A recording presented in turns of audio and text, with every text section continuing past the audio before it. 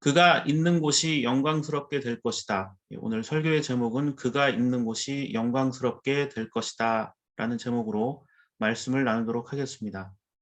오늘 설교 본문은 이사야 말씀을 읽었는데요. 이사야 관련되어서 잠시 구약시대 선지자에 대해서 좀 살펴보는 시간을 갖도록 하겠습니다. 이스라엘은 남과 북으로 분열 왕국 시기를 보내게 됩니다. 북왕국은 나중에 이제 아시리아 제국에 의해서 멸망하고 남왕국은 바벨론 제국에 의해서 멸망합니다. 이사야는 남왕국에서 활동했던 분열왕국 시대의 선지자인데 이사야가 활동하던 주전 8세기는 남왕국이 유지는 되고 있었고 북왕국은 이제 아시리아에 의해서 나라의 어떤 운명이 영향을 받고 있던 그런 때, 그리고 또 남왕국 역시 시련의 기간을 보내고 있었던 때입니다.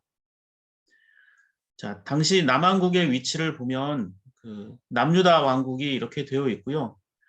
뭐 사방이 적이라고 해도 과언이 아닐 정도로 국력도 많이 약해져 있었고 또 주변에 많은 나라들이 적대적인 그런 사이였습니다. 우선 북쪽으로는 아시리아라고 하는 초강대국이 있었습니다. 나중에 이 아시리아에 의해서 역시 남유다와 국경을 맞대고 있던 북이스라엘이 이제 멸망하게 되는데, 이 당시 북이스라엘과 남유다 왕국 역시 그렇게 사이가 좋지 않았습니다. 그리고 남쪽으로는 아시리아 제국에 버금가는 또 하나의 강대한 제국이 있었습니다. 바로 이집트라고 하는 강성한 나라가 있었는데, 남유다는 바로 이집트와 아시리아의 중간에 위치한, 또 이 지역을 거쳐야만 아시리아는 이집트로, 이집트는 아시리아로 향해 갈 수 있는 교통요지에 있었기 때문에 이 지역에 있던 나라들은 이 강력한 나라 두 사이에서 위험한 외교 줄타기를 해야만 했습니다. 그리고 끝까지 남아있는, 지금도 역시 이스라엘과 이 팔레스타인이라고 하는 좋지 못한 관계로 남아있었던 그 사람들, 바로 블레셋, 이 사람들이 여전히 남유다 왕국의 위협적인 요소였습니다. 설상가상으로 하나님께서 이 불편한 이웃들을 사용해서 하나님의 도구로 쓰시고 남유다나 북이스라엘에 대해서 벌을 내릴 것이다 라고 말하는 상황. 심판이 하나님과 말씀으로부터 멀어진 결과이긴 하지만 이사야는 그럼에도 불구하고 이런 절망적인 상황들 속에서도 우리에게 여전히 희망이 있다라는 사실을 설명하고 있습니다. 그 희망은 너무나 미비하고 작은 것이어서 이게 정말 우리에게 희망이 될 수 있을까 싶을 정도로 아주 작은 것이었습니다. 그 희망이 뭡니까? 이사야 11장 1절 말씀을 보면 이새의 줄기에서 한 싹이 나며 그 뿌리에서 한 가지가 자라서 열매를 맺는다 라고 말하고 있습니다. 우리 대림절 기간에, 성탄을 앞둔 대림절 기간에 많이 읽혀지는 구절 중 하나입니다. 이새가 누구죠? 이새는 다윗의 아버지입니다. 그로부터 약 700년 뒤에 예수님은 다윗의 자손으로 태어나게 됩니다. 그래서 마태복음 1장 1절 말씀은 예수님의 족보를 이야기하면서 아브라함의 자손이요 다윗의 자손인 예수 그리스도의 계보는 이러하다라고 시작하고 있는 것을 볼 수 있습니다. 자, 아브라함과 다윗의 자손이다. 이 말은 유대인들에게는 메시아의 정통성을 확인시켜 줄 수 있는 아주 중요한 근거입니다. 지금도 이스라엘 사람들은 자신들이 아브라함의 후손이다라고 이야기하고 있습니다. 또 다윗의 왕국의 영광을 회복하겠다라고 주장하고 있습니다. 자, 아브라함과 다윗의 자손, 이것이 유대인들에게는 굉장히 중요했고 또한 예수 그리스도에게 있어서도 중요하고 소중한 신앙적 의미를 갖게 된다는 것입니다. 그럼에도 불구하고 이사야는 다윗의 줄기에서 예수가 태어난 것이 아니라 이새의 줄기에서 예수님이 탄생하게 되었다라고 말합니다. 자, 이새의 줄기, 이 왜 이런 식으로 표현을 했을까요? 저는 이것이 성경의 위대한 점 중에 하나라고 생각합니다. 꾸미거나 좋은 것만 부각시키려 하지 않고 있는 그대로 보여주는 겁니다. 그리고 하나님이 얼마나 대단하신 분인가를 소개하기 위해서 인간의 나약함과 연약함을 그대로 보여주고 있습니다. 다윗의 아버지 이새는 그다지 주목받지 못하던 사람이었습니다. 사람들이 다윗을 깎아내릴 때 버릇처럼 불렀던 이름이 바로 이새의 아들이란 표현이었습니다. 그래서 다윗을 다윗이라고 부르지 않고 저 이새의 아들이구나 라고 하면서 그를 무시했습니다. 대표적으로 사무엘상 20장 30절 31절 말씀을 보면 이스라엘의 첫 번째 왕이었던 사울이 자신의 아들 요나단을 책망하는 장면이 나오는데 다윗과 친하게 지내던 요나단에게 사울 왕이 화를 내면서 소리를 치는 장면이 나옵니다. 뭐라고 얘기하냐면 이 패역무도한 계집의 자식아, 자기 아들을 향해서 이런 식으로 얘기합니다. 패역무도하다. 자, 굉장히 화가 났다는 겁니다. 왜 화가 났냐? 그리고 내가 이세의 아들과 단짝이 된 것을 내가 모를 줄 알았더냐. 자, 여기서 이세의 아들이 누굽니까? 바로 다윗이죠. 다윗과 요나단이 가까이 지내는 걸 사울은 못마땅하게 여겼던 겁니다. 그런 녀석과 단짝이 되다니 너에게도 부끄러운 일이고 너를 낳은 내 어머니를 발가벗기는 망신이 될 뿐이다. 그러면서 당장 다윗을 끌고 와서 죽여야 한다라고 말합니다. 이세의 아들이란 표현은 당시에는 미천한 출신, 자격이 없는, 눈에 보이지도 않는 이런 아주 별 볼 일 없는 집안을 뜻하는 말이었습니다. 그래서 이세의 후손 중에 메시아가 태어난다. 이것은 굉장히 보잘것없고 별 볼 일 없는 곳에서 하나님께서 일하신다는 사실을 이사야는 소망으로 남겨두는 것입니다. 그런데 상황이 조금 더 절망적입니다. 다시 이사야 11장 1절 말씀을 보면 이새의 줄기에서 한 싹이 나며 그 뿌리에서 한 가지가 자라서 열매를 맺는다 이렇게 되어 있죠. 근데 이 이새의 줄기라는 표현에서 이 줄기가 뭘까요? 줄기. 이 종교개혁자 칼빈에 의하면 이 줄기를 메마른 둥치라고 불렀습니다.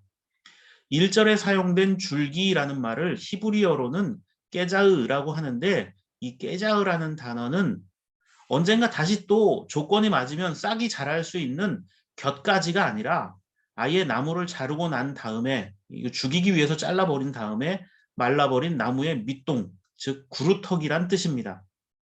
그러니까 이새의 줄기라는 말은 이새의 구루터기, 그러니까 완전히 망해버렸다라는 겁니다.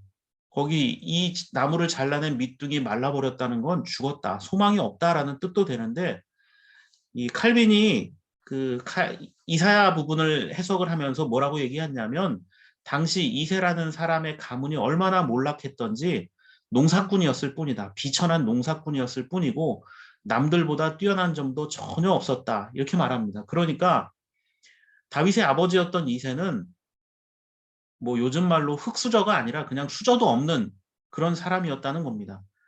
그러니까 이새의 줄기에서 싹이 난다는 것은 인간적으로 봤을 때 아무 희망이 없는 곳에서도 하나님은 희망의 싹을 틔우시는 분이다라는 뜻입니다. 그 메시아가 만들어내는 모습, 그 평화의 모습을 6절부터 8절은 이렇게 말합니다. 그때에는 이리가 어린 양과 함께 살며, 즉 늑대가 양과 함께 어울릴 수 있나요? 또 표범이 새끼 염소와 함께 눕고, 자, 표범과 새끼 염소, 송아지와 새끼 사자와 살찐 짐승이 함께 풀을 뜯고 어린아이가 그것들을 이끌고 다닌다. 암소와 곰이 서로 벗이 되며 그것들의 새끼가 함께 눕고 사자가 소처럼 풀을 먹는다. 젖 먹는 아이가 독사의 구멍 곁에서 장난하고 젖된 아이가 살무사 굴에 손을 넣는다. 자, 이 이야기를 보면 여러분들은 어떤 생각이 드시나요? 요즘 시대에 이 성경 말씀을 그대로 적용했다가는 정말 큰일 날 수 있습니다. 독사굴에 손을 탁 넣었을 때 이거 봐라 하나님이 안 본다 이렇게 말하는 사람은 없겠죠. 그러나 이사야는 이 동물 세계의 평화가 궁금한 사람이 아닙니다. 그는 동물에 빗대어 사람들이 어떻게 살아야 하는 것인지를 우리에게 묻고 있습니다. 메시아가 오셔서 만드시는 그 세상이 어떤 세상인가. 여기에 나오는 동물들의 이름은 단순히 동물을 뜻하는 것이기도 하지만 그것처럼 살아가는 사람들의 모습을 상징하는 것일 수도 있습니다. 우리가 속한 세상에서는 늑대나 표범처럼 남의 목숨과 삶을 취하며 살아가는 자들이 있는가 하면 양이나 염소처럼 희생을 강요당하는 이들도 있습니다. 7절에서는 사자가 소처럼 풀을 먹는다고 하죠. 사자의 입맛이 변해서가 아니라 먹을 게 없어서가 아니라 더 이상 다른 생명을 희생시키면서 삶을 이어가지 않아도 되는 세상이 올 것이다 라는 점입니다.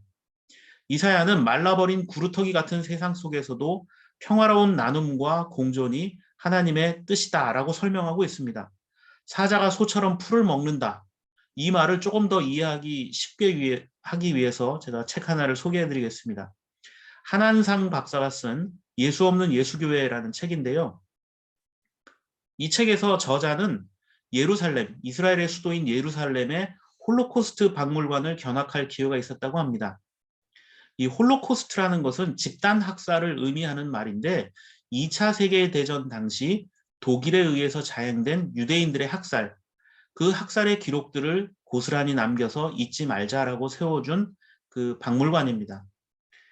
지금도 이 홀로코스트 박물관 안에는 그 당시에 희생되었던 사람들의 사진이 이렇게 걸려 있습니다. 그래서 이곳에 들어가게 되면 많은 사람들이 희생된 자들의 이 사진을 보면서, 영정사진을 보면서 숙연해진다고 하는데, 자, 이런 형태로 영정사진을 저장해 놓은 곳이 있습니다. 우리나라에도 그 5.18 기념관에 가면 이런 식으로 사진이 전시되어 있는 것을 볼 수 있습니다. 돌아가신 분들의 이런 사진을 전시해서 우리와 똑같은 모습의 사람들이 이렇게 억울하게 죽었다. 이렇게 많은 사람이 희생당했다라는 걸 설명하고 있습니다. 이 한한상 박사님 역시 이 예루살렘의 홀로코스트 박물관에 들어가서 처참했던 그 모습, 2차 세계대전 당시 억울한 죽음을 당했던 많은 유대인들의 모습을 보면서 일본에 의해서 희생을 당했던 우리나라의 역사에 대해서도 서로 교차가 되었다. 좀 비슷하잖아요. 어떤 강압적인 그런 고통, 또 이유 없이 고난을 당했던 그런 민족들의 어떤 모습들이 비슷하게 여겨졌다는 겁니다. 그래서 그 현장에서 안내하고 있던 이스라엘 안내인에게 우리나라도 일본에 의해서 여러분들과 같은 이런 고통을 무척 심하게 받았다라고 말했더니 안내자가 한국 사람들도 일본에 의해서 그런 고난을 당했군요. 이렇게 말할 줄 알았는데 전혀 다른 반응을 하더랍니다. 우리도 일본에 의해서 비슷한 고통을 당했다라고 했더니 어떤 식으로 말했냐 하면 한국이 당한 고통을 어찌 감히 유대인의 고통에 비교하느냐 이런 식으로 말하다라는 겁니다. 너희들은 고통이 아니다. 우리가 진짜 고통스러웠다. 이분은 그때 그 이스라엘 안내인의 어떤 그 태도, 그 말투를 보고 참 많은 것을 느끼게 되었다고 하면서 책에서 이렇게 말합니다. 자기들의 고통을 상기시키고 확산시키는데 너무 열중한 나머지 타인의 고통, 다른 민족의 억울하게 겪은 지난날의 고통이나 오늘의 분노를 무시하거나 그것에 무관심한 것이 그들 선민의 문제로구나 하고 새삼 깨달았습니다. 특히 자신들이 이제는 가해자의 자리에 있다는 사실을 전혀 깨닫지 못하거나 짐짓 모르는 척하는 듯 했습니다. 그렇습니다. 자신의 고통에 집중하느라 남의 고통을 외면하고 무시하는 것이야말로 또 다른 폭력이 될 수밖에 없습니다. 책 날개 부분에서 이 저자를 소개하는 대목이 있는데 눈길이 가는 문구가 있었습니다. 이리가 어린 양과 함께 거하고 사자가 소처럼 풀을 먹는 강자와 약자가 공존하고 강자가 약자의 체질로 변화되는 이사야 11장은 그가 이 땅에서 이루어지기를 소망하는 유토피아다 이렇게 설명하고 있습니다. 자, 이 책에 의하면 오늘 본문에서 우리가 잠시 살펴봤던 사자가 풀을 먹는다는 이 대목을 강자의 체질 변화로 이해합니다. 한마디로 강자가 약자의 음식을 먹는다. 이게 뭐죠? 강자의 음식이 상대를 제거하고 생명의 기회를 빼앗는 철저한 자기 중심성에 기인한 것이라면 결국 불화와 갈등이 끊임없이 일어날 것입니다. 그런데 그러한 음식이 아니라 약자가 먹는 음식을 함께 먹는다. 이런 다툼들이 사라질 거라는 이야기입니다. 그런데 두 번째 본문인 로마서 5장 15장 7절 말씀을 보면 이사야의 정신을 이어받아서 바울이 이렇게 얘기합니다. 그러므로 그리스도께서 하나님의 영광을 드러내시려고 여러분을 받아들이신 것과 같이 여러분도 서로 받아들이십시오.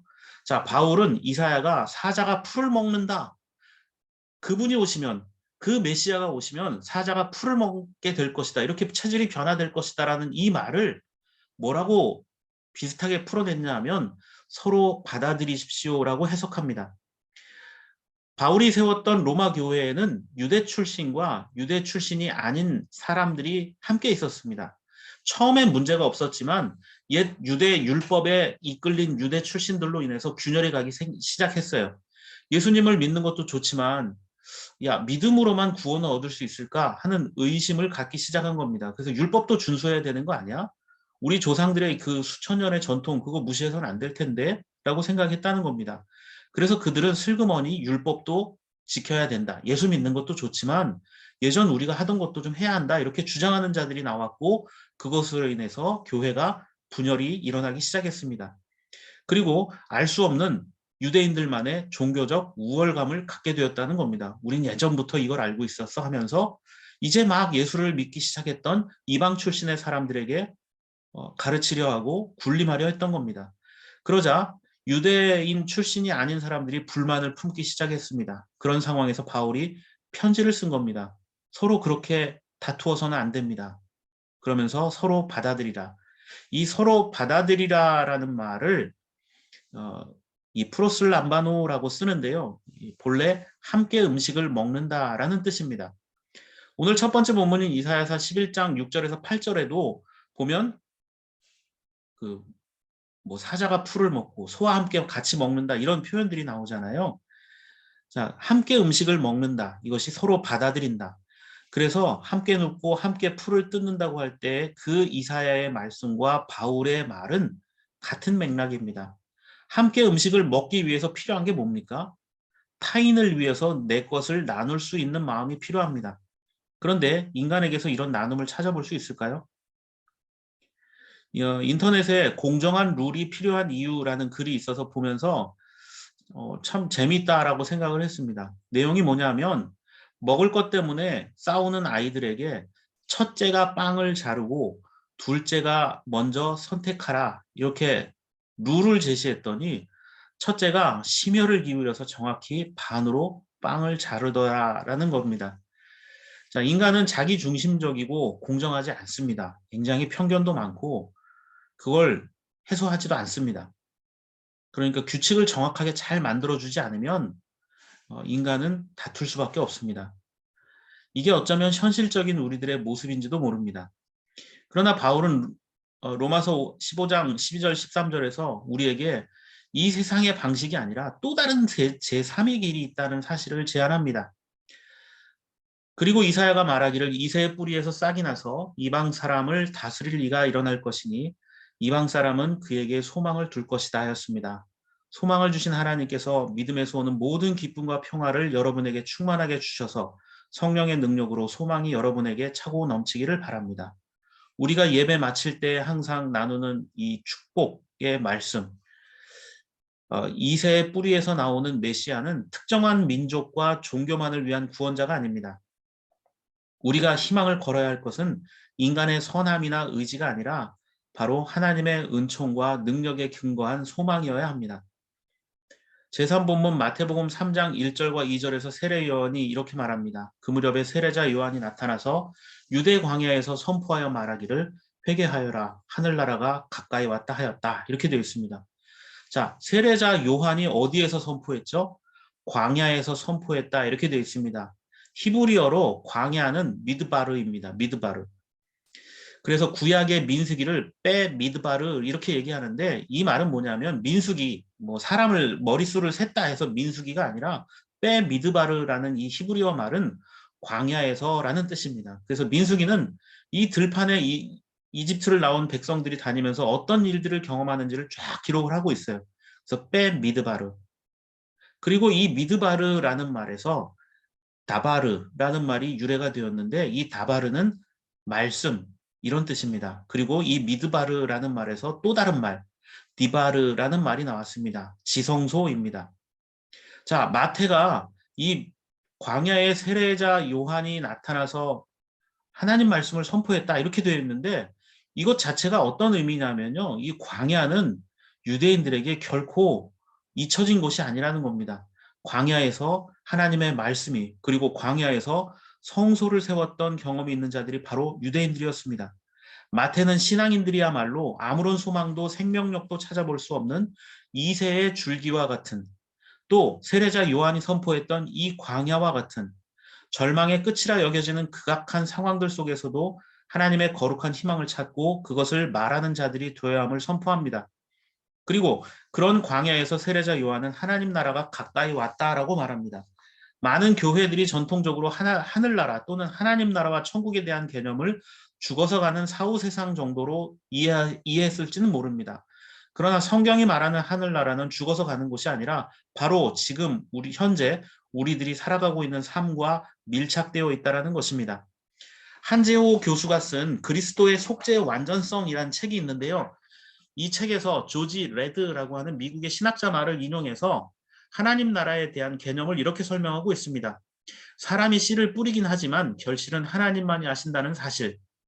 사람은 그것을 받을 뿐이요 세우지는 못하며 사람이 그것을 거부할 수는 있으나 파괴하지는 못하며 사람이 그것을 위해 기다리고 기도하고 찾을 수는 있으나 그것을 사람이 가져올 수는 없다. 그렇습니다. 인간이 아무리 노력한다고 해서 하나님 나라가 이루어지는 것도 아니고 우리가 구원을 얻을 수 있는 존재가 아닙니다. 하늘나라는 인간의 의지와 계획이 아니라 오직 하나님의 말씀과 뜻으로만 됩니다. 지극히 현세적인 하나님의 통치, 즉 메시아의 탄생이나 심판, 즉 의인과 악인을 구별하고자 하는 것은 오직 하나님께 달린 것이다라는 뜻입니다. 그렇다면 하나님의 통치 아래에서 그분이 주인이심을 고백하며 살아가야 할 하늘나라 백성들은 주님의 오심을 기다리는 이 대림의 시기를 어떻게 보내야 할까요? 주님이 다시 오신다는 사실을 믿고 고백하는 자들은 어떠한 삶을 살아가야겠습니까? 내가 주인공이 아니라는 사실을 끊임없이 고백할 수 있어야 합니다. 우리 삶의 주변에는 주목받지 못하지만 세상에 영향을 주는 존재가 많습니다. 더 나아가 아무리 뛰어난 사람이라도 혼자 사는 사람은 없습니다. 서로에게 또 알 수 없는 누군가로부터 우리는 많은 도움을 주고 받으며 살아가고 있습니다.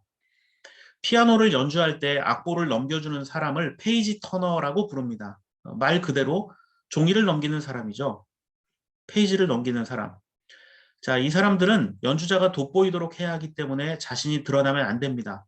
옷을 잘 차려입어도 안 되고 웃거나 또는 울거나 하는 이 감정 표현을 해서도 안 됩니다. 그리고 절대로 소리를 내서도 안 됩니다. 그래서 무대의 유령이라고도 불립니다. 심지어 연주가 끝나고 사람들이 이 연주자를 향해 박수를 칠 때에도 뒤에 빠져서 조용히 앉아 있어야 합니다. 오직 영광의 몫은 연주자의 것이 되도록 해야 합니다. 그러나 연주자가 연주를 잘할 수 있도록 하기 위해서 이 페이지 터너가 아무나 하는 것이 아니라 음악을 전공해야만 합니다. 언제 음악이 넘어가야 될지 알아야 하기 때문에 음악을 전공해야 하고 또 자기가 연주하는 것은 아니지만 악보를 잘 넘길 수 있도록 모든 연주에 끝까지 집중력을 잊지 않고 참여해야 합니다. 악보를 잘못 넘기는 순간엔 공연을 망칠 수도 있기 때문입니다. 미미한 것 같지만 그들이야말로 공연의 전체를 좌우하는 중요한 인물 중에 하나입니다. 우리 인생에도 이렇게 드러나지 않지만 소중한 존재가 참 많습니다. 우리는 인식하지 못하지만 보이지 않는 곳에서 우리를 위해 헌신하는 사람들이 있음을 알게 됩니다. 대표적으로 군인들이 그렇죠. 또 소방공무원들이 그렇죠. 또 최근에는 의료진들이 굉장히 많은 곳에서 헌신하고 수고하고 있습니다. 또 우리가 원할 때 전화를 걸었을 때 전화를 받아주는 이 교환 일을 하고 있는 사람들, 통신 상담을 하고 있는 분들도 역시 어떻게 보면 우리의 어떤 어려움들을 해결해 주지만 그분들이 드러나지 않는 곳에서 일을 하고 있습니다. 저도 마찬가지입니다. 떡집 카페에서 일한 지 4년이 되어 가니까 이제는 매장 주변에 매일 아침부터 이제 저녁 때까지 일을 하다 보니까 매장 밖에 돌아다니는 그 상황들, 또 사람들 이제는 어느 정도 대충 파악이 됩니다. 매장 문을 여는 시간 무렵에는 어린이집 차량이 왔다 갔다 합니다. 그러면서 아이들이 이제 부모 손에 이끌려 나와서 이제 어린이집 차량들을 타고 가는데 저희 떡집 앞에서 이게 쓰는 그 유치원 버스들이 있어요. 그러면 대충 그 부모가 누군지 어떤 아이가 타는지 알 수 있습니다. 서로 인사한 적은 없지만 이제 알아요. 그리고 근처에서 물건을 배달하는 택배 배송 기사들의 얼굴도 이제는 거의 알고 있습니다. 누군가 바뀌면 그 사람 안 오고 이제 다른 사람이 오네 정도는 알 수 있어요. 학교를 오가는 학생, 또 근처에서 직장을 다니는 분들, 주변에서 자영업을 하는 그 상인들도 대략 알고 있습니다. 다만 통성명을 하거나 인사를 하지 않을 뿐입니다. 조금 가까워지면 제가 목사이고 이곳에서 예배하는 정도는 알고 있습니다. 그런데 제가 확실히 기억하고 기회가 되는 대로 떡과 음료를 챙겨드리는 분들이 있습니다. 이분들을 만나면 꼭 챙겨드립니다. 바로 폐지를 수거하고 분리수거를 해가시는 어르신들입니다. 굉장히 나이 많으신 분들이 합니다. 사람들이 쓰레기는 아무렇게나 버립니다. 특히 편의점 앞에 있기 때문에 저희 가게 앞에 아침에 오면 편의점 사람들이 이용하고 버리고 간 뭐 종이컵이라든가 뭐 일회용 컵, 뭐 그릇 이런 것들이 널브러져 있습니다. 그래서 제가 뭐 치우기도 하지만 거의 대부분 이 청소하시는 분들이 와서 치우고 갑니다. 잘 드러나지 않아요. 그런데 이분들이 명절 기간에 오랫동안 쉬는 시간이 되면 쓰레기가 엄청나게 쌓입니다. 사람들이 쓰레기는 아무렇게나 버리면서도 그게 치워지지 않으면 민원을 제기합니다. 불평을 제기합니다. 그래서 저는 가급적이면 잘 드러나지 않는 곳에서 이렇게 일하고 있는, 어쩌면 내 삶의 흔적을 깨끗하게 정리해 주시는 분들에겐 감사의 인사를 하려고 합니다.